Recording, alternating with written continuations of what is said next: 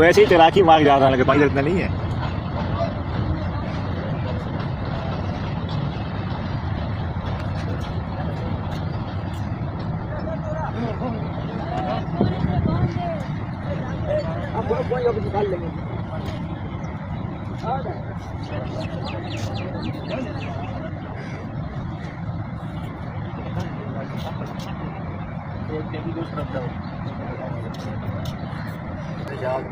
तीनों जहाज हैं, JF-70 थंडर, F-16 और XC-10।